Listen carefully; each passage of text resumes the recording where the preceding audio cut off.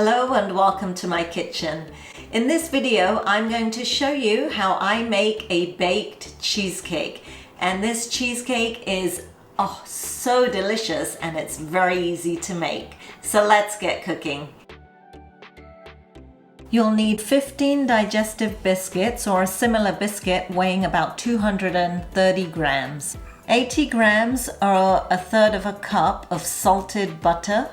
2 200-gram packets of cream cheese. I'm using Aldi's soft cheese here. 170 grams of golden caster sugar. 2 large eggs. 100 grams of double cream. 1 teaspoon of plain flour. 1 teaspoon of vanilla essence. And the juice and the zest of half a lemon.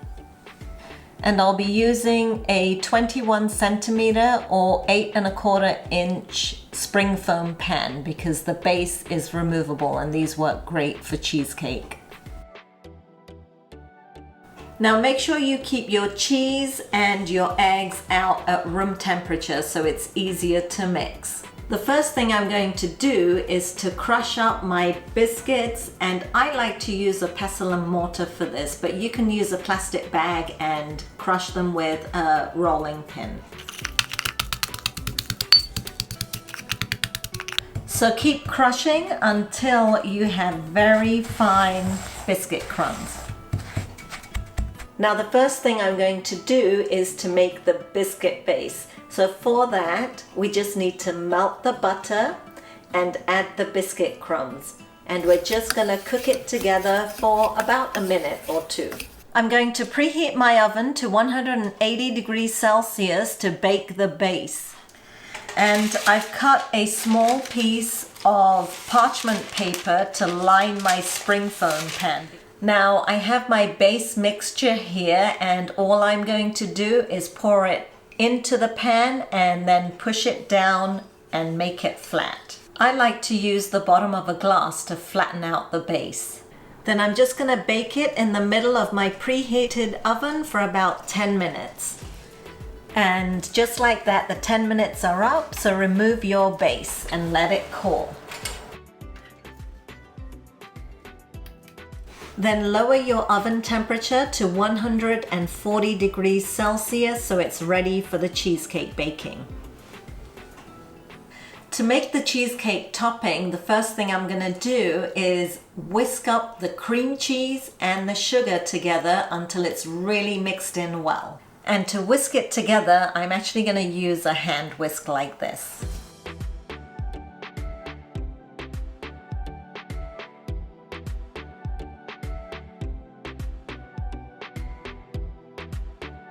Then crack the eggs and whisk them up lightly. Then add the cream, the eggs, the flour, and the vanilla essence to your cream cheese mix. And mix it in carefully. So stir it gently with your whisk first, and then start the electric whisking. You don't want to overmix the cheese filling. Then add the juice of half a lemon and the zest.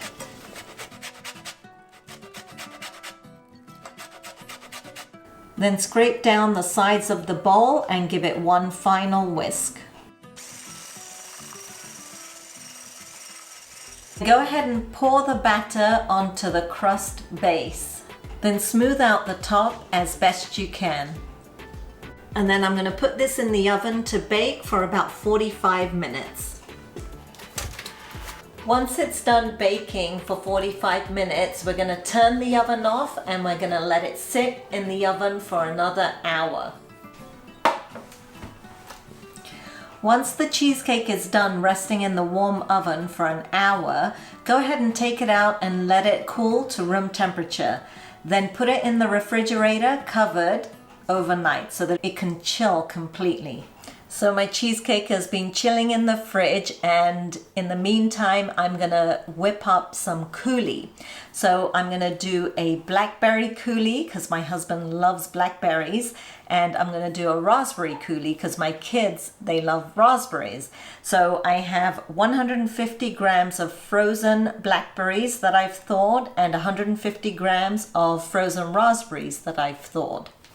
I'm going to add 2 to 3 tablespoons of orange juice to each of them, and 50 grams or about a half a cup of icing sugar, and then just cook them up a little bit so that they soften. Alright, so I let my fruit simmer for about 5 minutes on a medium-low heat, and I like to cook my coulis fruit because I think it lasts longer in the fridge, so you can keep this at least a week if it lasts that long because it's so delicious. So now I'm gonna let it cool and then we're gonna strain it. And there you have it. Your coulis are ready. It's that simple. And here is my chilled cheesecake. These silicone lids are wonderful for covering desserts like this. So I'm just gonna open it up. Oh wow, and you can see that there are no cracks on this at all. So that is actually something that's quite tricky to achieve with cheesecake, is not having cracks on top. So this recipe works really, really well. Then I'm going to use a knife to carefully remove it from my spring foam pan. And then place the cheesecake onto a platter ready to serve. I hope you guys enjoyed watching this video. If you did, don't forget to subscribe to my channel and give me a thumbs up. The full written recipe is on my website, milhan.com. I'll see you again soon for some more cooking inspiration.